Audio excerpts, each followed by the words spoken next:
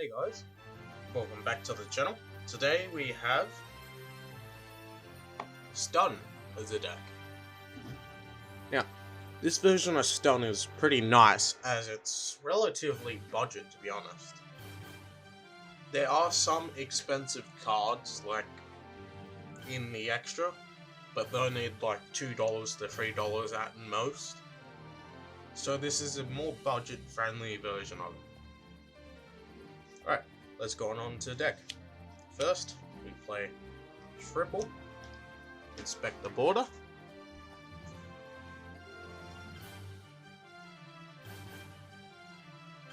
Okay. Inspect the border is your second main monster of the deck. It's just really good against Rogue and Adamancipator, and definitely Dinosaurs. Because Adamants and Dinosaurs are mostly monster effects, so without a way to get an extra deck monster on board, this card just makes game quite fast. Considering they usually scoop. Next, we play Triple Fossil Dino. I'd argue this is the best card in the deck in this format, considering every deck special summons, even control decks like Eldritch. So just having this on the field can prove useful against nearly every deck at the moment.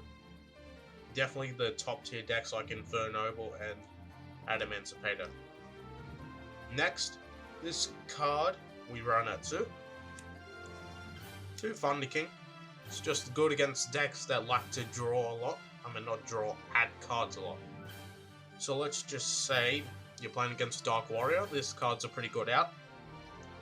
And not to mention it's the biggest beat stick you have in the main deck. Moving on, we have, for the last of our monsters, one Banisher. Banisher depends on your locals. Since on my locals I don't have any really salad players, I just only play one for the one-off case that I'm up against the deck that requires the graveyard. So, moving on to spells, we play Triple Super Poly. Super Policy is amazing in this deck. Just having the ability to go second is amazing because of Super Poly. Because before, if you just play a stun deck with normal stun cards, if you go second, you usually lose against most top tier decks. Unless your opponent buster locks you, you should be good. Moving on, we have some draw power. Triple Duality. This card is fantastic in this deck as you usually don't special summon unless you have to break a board with Super Poly. So yeah, just normal draw card. Next we have, oh yeah, talking about Duality, Thunder King and Duality do not go well together. So just be prepared and activate Duality before summoning Thunder King if you have him in hand, because you won't be able to activate Duality with him on field. We have more draw spells in Pot of Desires. Easy, just draw 2. And as a stun player, you don't really care about the cards in your deck. You just want to set up a board with as many interactions, quote unquote, as possible. Moving on to the last of our spells, we play 2 Moon Mirror for certain matchups where they just set a 2000 defense monster. If you don't open an equip or a Phantom Knight sword or something like that, as you'll see later, you're basically stuffed if your opponent just sets one and passes if it has 2000 or more defense. Let's move on to traps. Play Triple, there can only be one. Yeah, it's just a floodgate, and your deck works perfectly fine with this since all your monsters are different types. So yeah, just be careful because if you do flip this and you have 2 Fossil Dinos, you have to get rid of one, which is so sad. Next, we play Triple Strike for some negation. It's just easy negation, pay 15, negate anything. Yeah. Next, we play Triple Judgment. You usually want to save the Judgment for spells, considering Lightning Storm is at 3 and Harpies came back to 1. Save the Judgment for those sort of cards. Considering if you open up Strike and Judgment, you should be fine if you have a monster on board as well. Moving on to more traps, we call the Floodgate, that we have 2 of, 2 summon limit. If you don't open a good monster, like you only open Thunderking against, let's say, dinosaurs, summon limit can easily just stop them. When they go to summon their first one, if it's not an Oviraptor but the Archosaur, flip summon limit immediately, so they can't do crap. Moving on to some protection. 2 Storming, just easy protection. Yeah. Moving on to some negates again, with 2 Dark Bribe. Since Lightning Storm and Hobby Feather Duster in the game at the same time, just having some more forms of negation rather than just the free Judgment for spells and traps is fantastic. Next we have 1 Phantom Knight Sword to boost your monster and protect it by battle or card effect, and 1 Wing that does the same thing except it stays in graveyard rather than be continuous. So Wing is a bit better, but you only run them at 1 because if you see them too much and your opponent just activates anything that wipes the board, you're finished. So I'd rather just keep the equips and the traps that boost low in this deck. Okay, more one-offs for the last 4 cards of the deck. 1 Imperial Order for decks that mainly use spells. So let's just say I have a lot of Sky Strikers at my locals, that's why I'm mainly in Imperial Order. So depending on your locals, I'll take this out if your locals are more of a Adamantipator and other decks like that. Because my locals only has like 2 Adamantipator players, and yeah, no Infernoble or anything like that, so I just main Imperial Order because it's 3 Sky Striker players. Next one of, we play Ring of Destruction. It's just an easy way to get rid of your opponent's monsters when they normal summon them. When they attempt to beat over your Fossil Dino or Thunderking before they enter battle, on Battle Declaration, activate Ring, burn them for a bit of life points, and yeah.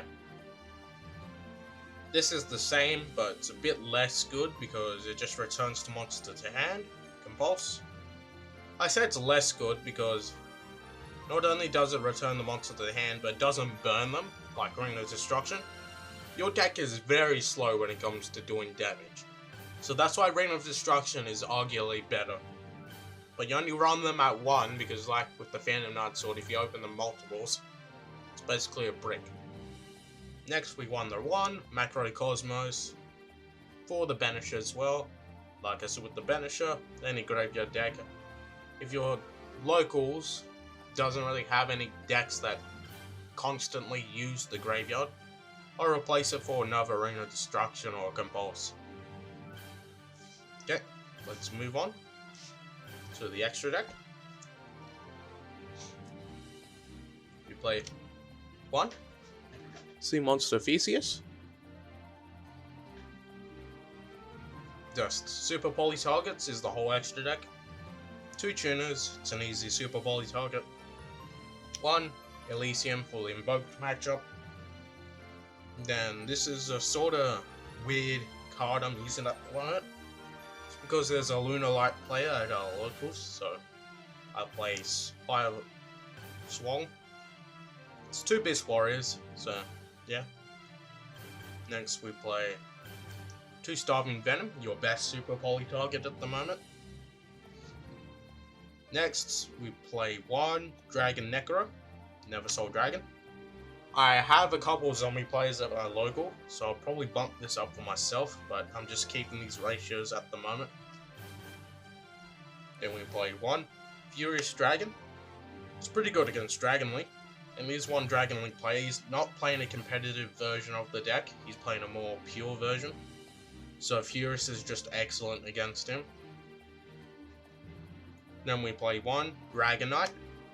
This card's pretty good for when your opponent is playing Dark Warrior or something like that ends on a Savage with an Isolde, you can just super poly them both away.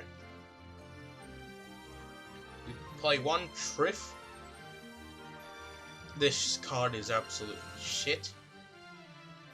I'll just replace this for another Dragostapelia or even another Stormy Venom. It doesn't come up, and when it does, you usually have game already, so it's just flexing.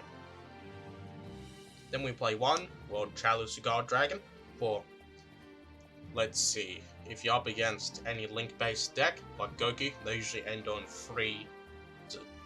2 to 4, usually. If I'm trying to remember, the Paolo Dogger, the one that can't be targeted, they end on usually 2 of those and some sort of Tri-Gate negate nowadays. Next we have Panzer Dragon, which is Dragon Link and Rogue-ish. I wouldn't say it's good-ish against Dragon Link, but it's come up enough times for me to keep it in the extra deck. Next, generic Mud Dragon of the Swamp, excellent against rogue decks. Let's say you go up against Madolche, easy peasy, Dorlos, so just fuse them away. For Cyber Dragons, we have an interesting one actually. Chimera Tech Over Dragon. It's just one Cyber Dragon and one or more machine, so it's really good. And if they end on a board of, before they end on the board of like Infinity and 2 others, including the Cyber Dragon Link, I forget the name of it, Sega, that's it. This is pretty good out there. Next, for Math Mech and other decks like Cybers, Darkplex or Chimera, I wouldn't run it more than one because you hardly see Cybers running around. And to finish off, we have Dragostapelia for if our opponent's playing Fusion. Okay, let's move on to the side deck.